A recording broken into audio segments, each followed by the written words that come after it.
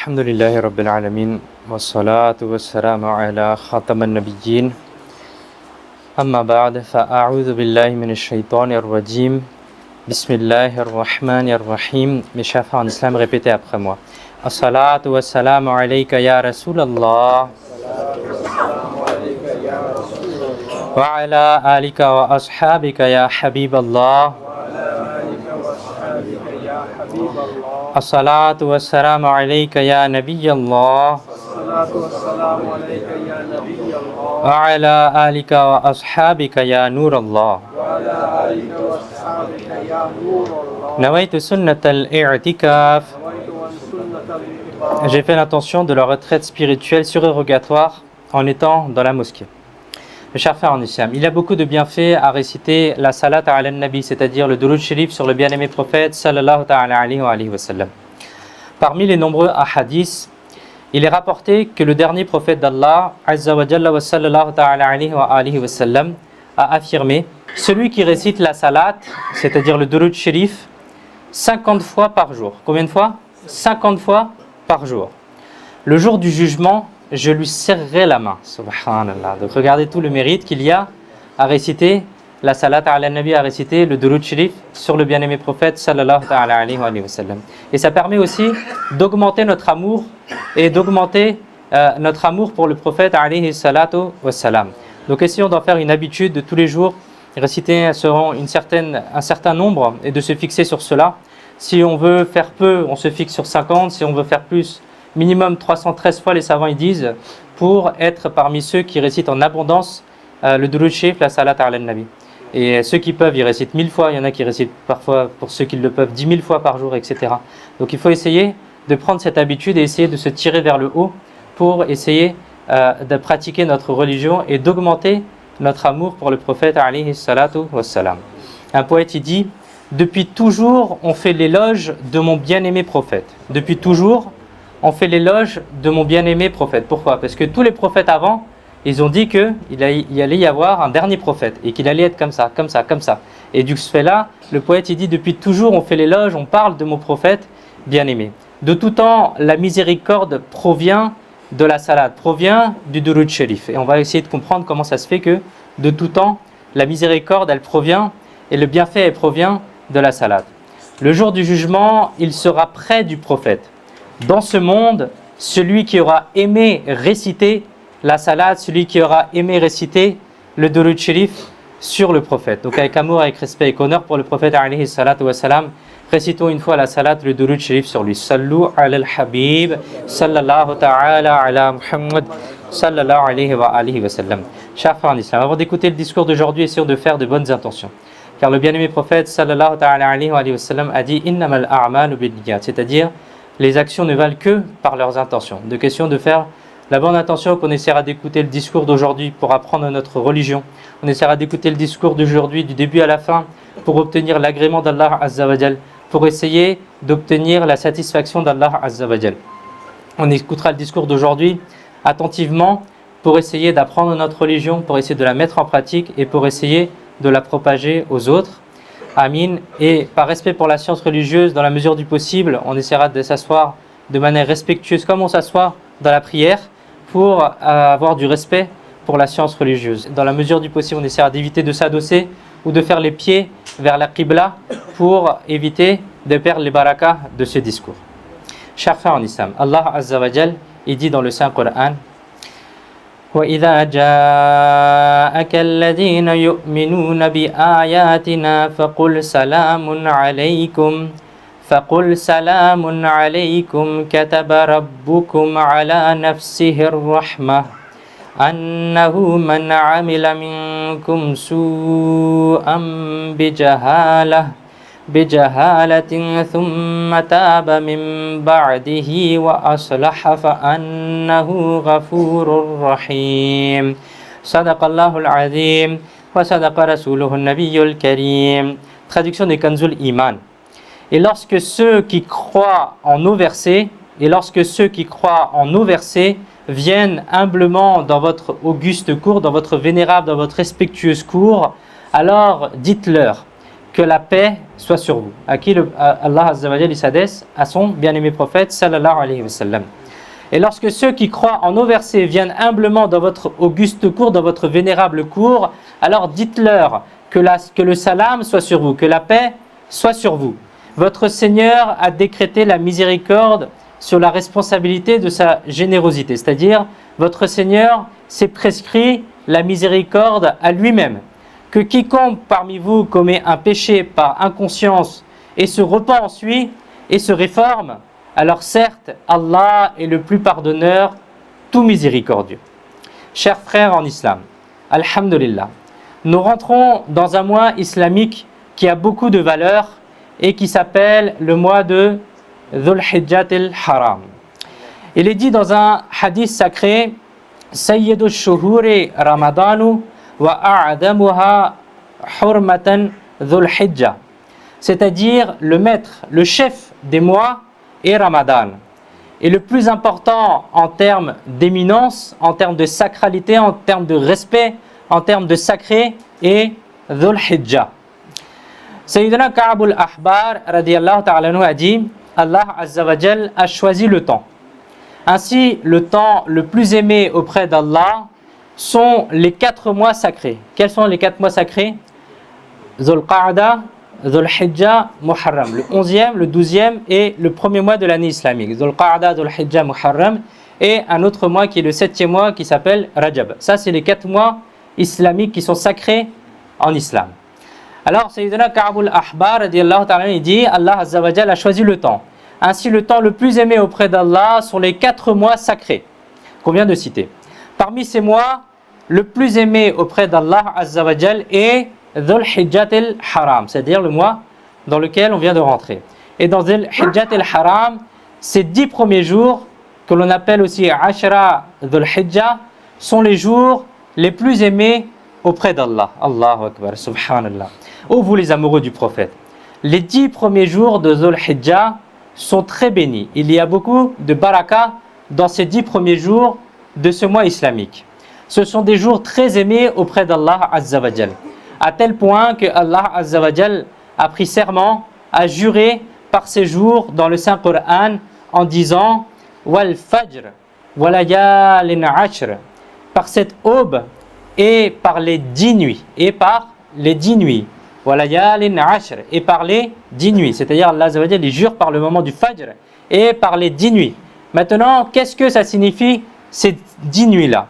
Selon une version, les 10 nuits mentionnées dans ce verset, en disant Walayalin Ashr, font référence aux 10 premières nuits du mois de Dhul Hijjat al-Haram. Nous apprenons donc, et c'est ce qui est rapporté dans le tafsir al-Qurtubi, nous apprenons donc que les 10 premières nuits de Dhul Hijjah sont très éminentes. Il y a beaucoup de fadila, beaucoup d'importance, d'éminence, puisque Allah Azza wa Jal a prêté serment, a juré par ces 10 nuits-là. Un poète il dit, le mois du Hajj est arrivé, le mois sacré est arrivé. Il nous a rappelé Taïba, il nous a rappelé Medina, le mois sacré est arrivé. Dans les versets du Coran, par elle on a juré, par ces nuits on a juré. Notre Seigneur a aimé cela, le mois sacré est arrivé. Et le mois sacré que l'on appelle aussi, que l'on peut aussi appeler un mois haram. Et le mois haram, dans ce sens-là, ça veut dire sacré, ça veut dire celui auquel on doit le respect, pas dans le sens interdit. Et il est dit dans un autre hadith, durant ces 10 jours, la récompense d'une bonne action est multipliée par 700 fois. Allahu Akbar. Durant ces 10 premiers jours de Dhul Hijjah, selon un hadith, la récompense d'une bonne action, elle est multipliée combien de fois? 700 fois.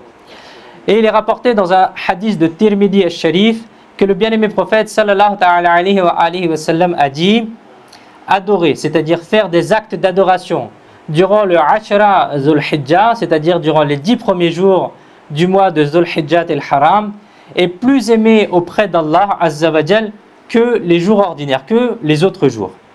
Durant ce jour, un jour de jeûne équivaut à 1 an de jeûne. Durant ces jours, un jour de jeûne équivaut à 1 an de jeûne. Et le qiyam, c'est-à-dire le fait de rester éveillé pour faire des actes d'adoration de chaque nuit de ces jours, est égal au qiyam, c'est-à-dire au fait de rester éveillé pendant la nuit pour adorer, du Laylatul Qadr.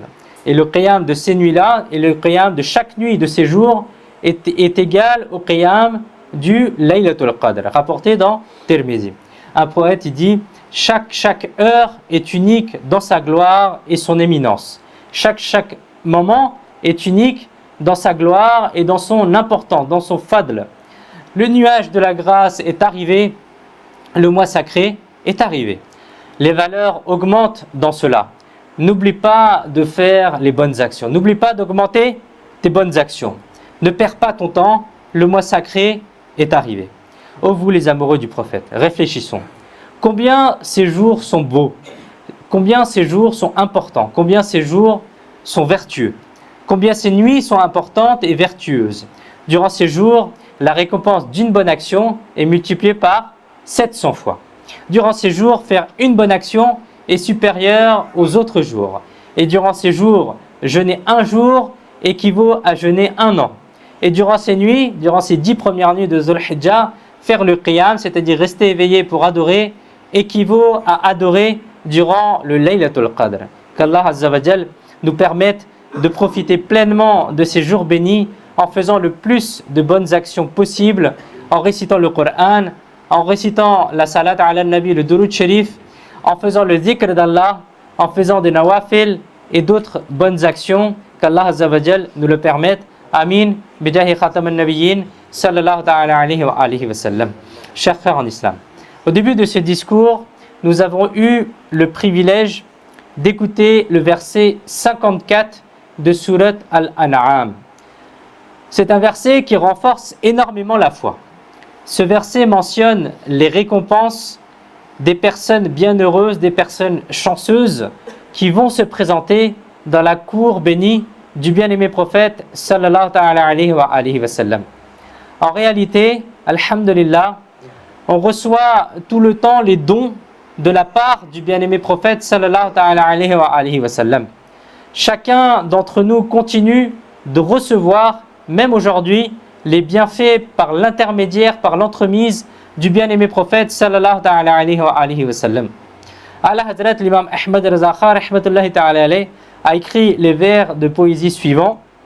La wa rabbil arsh, non par le Seigneur du arsh, celui qui a reçu tout ce qu'il a reçu, l'a reçu de lui, il l'a reçu du prophète alayhi salatu wa salam.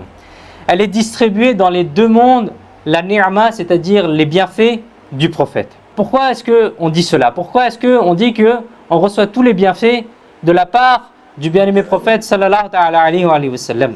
On a déjà vu cela dans un autre discours où il est dit dans un hadith Innama ana qasimun wallahu yu'ti, c'est-à-dire je suis celui qui distribue et Allah Azza wa Jal est celui qui donne. Allah Azza wa Jal est celui qui donne et le prophète alayhi salatu wa salam c'est le qasim c'est-à-dire celui qui distribue les bienfaits.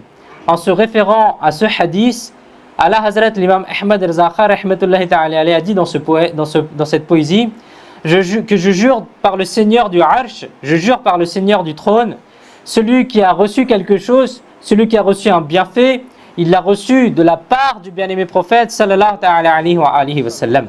Les bienfaits, les ni'ma qui sont en train d'être distribués dans les deux mondes, elles sont distribuées par l'entremise, par l'intermédiaire de notre maître et bien-aimé prophète sallallahu alayhi wa sallam. Ce sont là les ni'ma, les bienfaits, les récompenses que tout le monde reçoit.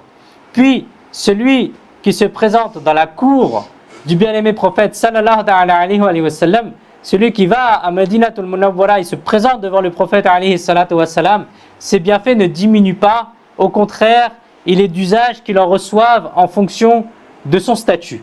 En effet, un amoureux du prophète a dit quelqu'un revient en devenant Mansour ou Ghazali, celui qui revient de sa cour en ayant été un demandeur. C'est-à-dire que la cour du bien-aimé prophète sallallahu alayhi wa sallam est celle où, lorsque Mansour s'y présente, il revient en étant l'imam Mansour.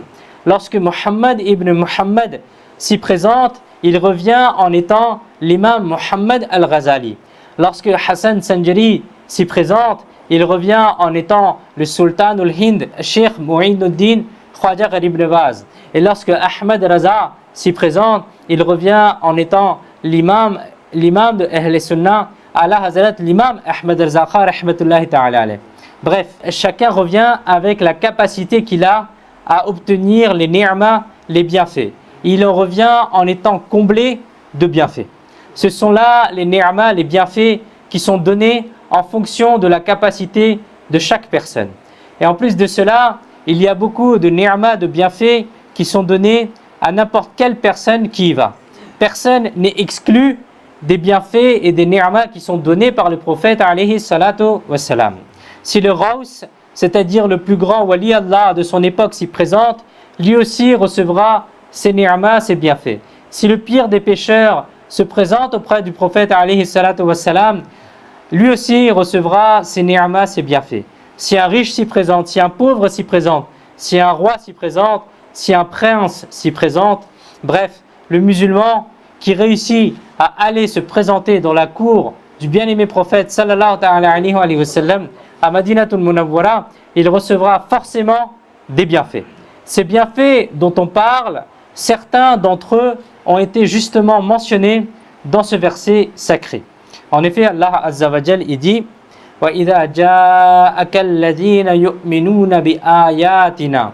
Et lorsque ceux qui croient en nos versets viennent humblement dans votre vénérable cour, c'est-à-dire que celui qui vient et qui est un musulman, qui est un croyant, qui est un amoureux du prophète et pas un hypocrite, si celui qui vient a de vraies croyances et n'est pas quelqu'un qui manque de respect au prophète alayhi salatu wassalam, si celui qui vient ne manque pas de respect aux honorables compagnons alayhim ridwan, et si celui qui vient ne manque pas de respect aux awliya, et s'il croit dans toutes les croyances islamiques, lui, s'il se présente dans la cour du bien-aimé prophète sallallahu alayhi wa sallam, alors qu'est-ce qu'il recevra? Il a été dit faqul salamun alaykum. Alors dites-leur que le salam soit sur vous, que la paix soit sur vous. C'est-à-dire au bien-aimé prophète sallallahu alayhi wa sallam, celui qui est votre véritable serviteur, dites-lui que le salam soit sur vous. Ceci est la première ni'ma, le premier bienfait que la personne reçoit. Et les respectables savants ont donné ici deux significations à cela. Écoutez attentivement. La première signification de ce salam est que le prophète sallallahu alayhi wa sallam dit le salam à ses serviteurs qui viennent se présenter dans sa cour. Maintenant, le deuxième sens, et écoutez combien il est important de ne pas essayer de comprendre le Coran ou les versets ou les ahadiths à travers sa propre compréhension, mais on comprend les versets du Coran et les ahadiths à travers les explications qui sont données par les savants.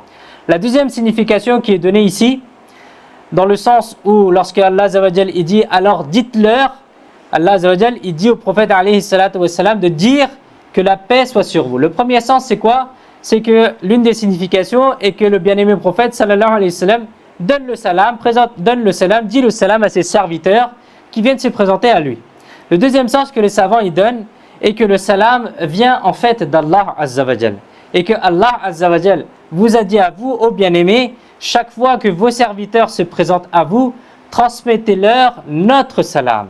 Ça c'est la deuxième signification que les savants y donnent ici lorsque Allah Azza wa Jal dit à son prophète de donner le salam. Première signification, c'est que c'est le salam du prophète alayhi salatu wassalam. Deuxième signification qui est donnée, c'est que en fait c'est Allah Azza wa Jal a voulu dire que c'est le salam d'Allah qui doit être donné aux serviteurs par l'intermédiaire du prophète alayhi salatu wassalam. Subhanallah. Quelle gloire, quelle grande récompense. Si un serviteur se présente dans la cour bénie du bien-aimé prophète sallallahu alayhi wa sallam, alors il est béni par le salam d'Allah le Très-Haut. Un poète il dit, vous appelez seulement celui qui va avoir un destin illuminé. Voyager en direction de Taïba, voyager en direction de Madina, signifie que son destin va changer. Parce qu'effectivement, il faut recevoir un appel, il faut être invité pour pouvoir aller à Madinatul Munawwara. Ce n'est pas une question de asbab, ce n'est pas une question de cause, mais c'est une question d'appel et de chance, on peut dire, de bienfait, si on y va. Car même, on peut regarder qu'une personne peut être très très riche mais elle ne va peut-être jamais aller faire le hajj, ou jamais aller faire, ou très peu de fois aller faire le hajj ou la umrah, ou se présenter à Madinatul Munawwara. Et au contraire, on voit parfois des gens qui sont très pauvres ou qui ont très peu d'argent, mais qui vont y aller de manière très régulière. Ça, c'est la différence dans le fait entre y aller et être appelé, être invité dans la cour du prophète alayhi salatu wassalam. Autrement dit, dans ce poème, il est dit que celui qui va avoir un destin qui va basculer, seulement lui est appelé à Madina. Dès qu'une personne voyage, alors on peut comprendre que son destin va changer. Chers frères en islam, ceci était la première récompense. Allah Azza wa Jal a ensuite dit Kataba rabbukum ala nafsihi rahma. Votre Seigneur s'est prescrit à lui-même la miséricorde. Ceci est la deuxième récompense. Lorsque le serviteur arrive dans la cour du bien-aimé prophète sallallahu alayhi wa sallam, alors il reçoit la bonne nouvelle que Allah Azza wa Jal s'est prescrit à lui-même la miséricorde. Et ensuite, il est dit dans la suite de ce verset que quiconque parmi vous commet un péché par inconscience et se repent ensuite et se réforme, alors certes Allah est le plus pardonneur, tout miséricordieux. Autrement dit, ô bien-aimés, dites aux serviteurs qui viennent dans votre cour que peu importe le nombre de péchés que vous avez commis à cause de l'ignorance ou en étant inconscient, peu importe le nombre de grands péchés que vous avez commis, maintenant vous recevrez la miséricorde. Repentez-vous auprès de votre Seigneur et réformez-vous et corrigez-vous et Allah Azza wa Jal vous pardonnera tous vos péchés. Subhanallah, chers frères en islam, quelle gloire! Les miséricordes sont celles d'Allah Azza wa Jal, mais on les reçoit de la cour à travers le bien-aimé prophète sallallahu ta'ala alayhi wa sallam. C'est pourquoi Allah Hazrat l'imam Ahmad al-Zakhar rahmatullahi ta'ala a dit c'est le Seigneur lui-même qui a fait de vous une grâce tout entière.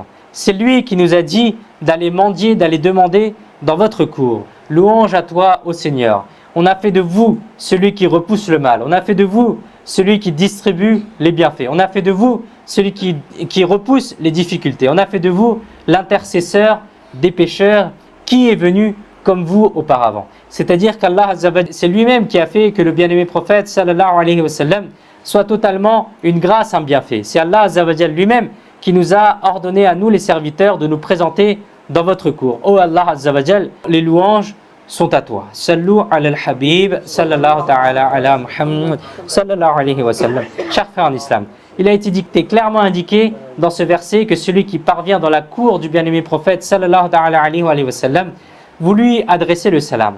Soit c'est une dua de paix de votre part, ou bien c'est le salam d'Allah Azza wa Jal. Et celui qui atteint cette sainte cour, il se met sous l'ombre de la miséricorde. Une question qui peut venir à l'esprit est que ce verset a été révélé alors que le bien-aimé prophète sallallahu ta'ala alayhi wa sallam était dans ce monde et dans sa vie terrestre. Alors ce salam dont on parle et le fait que le recevoir des miséricordes, est-ce que c'était pas seulement durant la vie terrestre du bien-aimé prophète sallallahu alayhi wa sallam? Maintenant que le bien-aimé prophète sallallahu alayhi wa sallam s'est retiré de ce monde, comment pourrait-on obtenir ces ni'mas, ces bienfaits en allant à Madinatul Munawwara? Mes chers frères, ceci est un waswas, c'est un doute de la part de Shaitan. Écoutons la réponse à ce doute. La première chose que l'on voit est qu'il n'y a aucune limite de temps ou d'époque qui a été donnée dans ce verset. Il n'a pas été dit que ce verset sera valable uniquement lorsque le prophète alayhi salatu wassalam sera dans sa vie terrestre, ou que ce verset sera valable uniquement pendant 50 ans, 100 ans, etc. S'il n'y a pas de limite de ce type-là dans le verset, alors qui sommes-nous pour pouvoir mettre des limites de ce type-là dans ce verset? Deuxième chose, écoutons un hadith et Inch'Allah tout va s'éclaircir. Le bien-aimé prophète sallallahu alayhi wa sallam a dit celui qui a visité mon mausolée, ma tombe bénie, après ma mort apparente, après ma vie terrestre, il est comme s'il m'avait rendu visite de mon vivant. Il est comme s'il m'avait rendu visite de mon vivant, subhanallah. Nous apprenons donc que celui qui visite le mausolée illuminé, la tombe bénie, le Rawda Mubarak, est comme s'il était présent, comme s'il s'était présenté durant votre vie bénie. Et Allah Azza wa Jalla a dit, ô bien-aimé, le serviteur, le véritable et sincère musulman qui se présente à vous, faites-lui parvenir le salam et donnez-lui aussi la bonne nouvelle de la miséricorde. Nous apprenons donc que celui qui va se présenter au Rawda Mubarak, à la tombe bénie, il aura droit également à ses récompenses même aujourd'hui. L'imam Hakim a rapporté que Sayyidina Daoud ibn Abu Salih rahmatullahi ta'ala a dit un jour le calife Marwan s'est présenté dans la cour du bien-aimé prophète sallallahu ta'ala alayhi wa sallam. Là-bas, il a vu une personne qui qui avait posé son visage sur la tombe bénie. Alors le calife Marwan ne connaissait pas la règle religieuse et c'est pourquoi il a mis la main sur le cou de cette personne et il a dit « Est-ce que vous savez ce que vous faites ?» C'est-à-dire comme aujourd'hui, malheureusement, lorsqu'on va à la tombe du prophète alayhi salatu wassalam, certaines personnes elles se permettent de dire « il faut se tourner par là, il faut se tourner par là, etc. » Alors que normalement on se tourne vers celui qu'on vient visiter. On ne donne pas le dos à quelqu'un que l'on vient visiter parce que c'est un manque de respect. Alors la personne, dans cette histoire, le calife Marwan, lorsqu'il a pris la personne par la tête, qu'est-ce que tu fais sur la tombe du prophète alayhi salatu? Pourquoi est-ce que tu mets ta tête comme ça? Alors il a dit, oui je sais ce que je fais. Et après avoir dit cela, lorsqu'il tourna la tête vers le calife, c'était en fait le célèbre compagnon, l'hôte du prophète, Sayyidina Abu Ayyub al-Ansari radiyallahu ta'ala anhu. Et vous avez expliqué au calife en disant, je me suis présenté dans la cour pleine d'honneur du messager d'Allah, sallallahu ta'ala alayhi wa sallam. Je ne suis pas venu auprès d'une pierre, je ne suis pas venu auprès de n'importe qui. Chers frères en islam, nous apprenons que les honorables compagnons alayhi wa ridwan avaient cette croyance que visiter la tombe du bien-aimé prophète sallallahu ta'ala alayhi wa sallam n'est pas la même chose que visiter la tombe de ses parents décédés ou bien d'autres personnes. Par la grâce d'Allah azza wa jal, le bien-aimé prophète sallallahu ta'ala alayhi wa sallam est dans le Rawda Mubarak, dans la tombe bénie avec une vie. Il est vivant. Et tout comme vous pouvez entendre le salam en étant sur terre, de la même manière, vous pouvez encore entendre le salam et vous répondez également au salam que l'on vous adresse. Qu'Allah Azza wa Jal, il nous permette de retenir ce que nous avons entendu et de le propager aux autres. Amin, Bejahin Nabi al-Amin, sallallahu ta'ala alayhi wa sallam. Il y a un frère, Nizam Bay, qui va aller au Hajj, Inch'Allah, qu'Allah Azza wa Jal lui facilite son voyage et qu'Allah Azza wa Jal fasse que son voyage son Hajj soit accepté. Il s'excuse auprès de tous les fidèles s'il a commis une erreur ou il a blessé quelqu'un, donc on le pardonne, qu'Allah Azza wa Jal fasse que votre Hajj soit accepté. Et deuxième annonce, comme j'avais fait la semaine dernière, pour ceux qui veulent faire le sacrifice rituel, dans l'école Hanafi, je le répète encore une fois, dans l'école Hanafi, il est wajib, il est obligatoire pour toute personne qui est pubère, homme ou femme, qui n'est pas en voyage et qui a le nisab, environ 400 €, de faire le qurbani, de faire le sacrifice rituel. Ce n'est pas valable pour en général les maghrébins et ceux d'Afrique francophones. Vous suivez en général le rite maliki, donc c'est différent dans le rite maliki, mais dans l'école Hanafi, il est wajib, il est obligatoire. Même si la personne ne travaille pas et qu'il a suffisamment d'argent, il n'est pas en voyage, il est pubère, donc il a atteint l'âge de la puberté. Dans ce cas-là, il est obligatoire sur lui qu'il fasse le sacrifice rituel. Et s'il ne l'a pas fait, il peut réserver encore pendant quelques jours, Inch'Allah. Après, ça sera fini parce qu'il faut que l'association réserve les bêtes et il achète les bêtes. Donc 85 € pour une part dans une vache ou dans un bœuf. Il me semble que c'était 125 € dans un mouton. Donc ceux qui veulent me donner, Inch'Allah, ils me donnent. Et il y aura une procuration, Inch'Allah, qui devra signer pour que son sacrifice soit fait, Inch'Allah. Qu'Allah Azza wa Jal, il nous permette à tous d'accomplir aussi cette sunnah. Amin, bijahi nabi al-amin, sallallahu ta'ala alayhi wa alihi wa sallam. Sallu ala al-habib, sallallahu ta'ala ala Muhammad, sallallahu alayhi wa alihi wa sallam.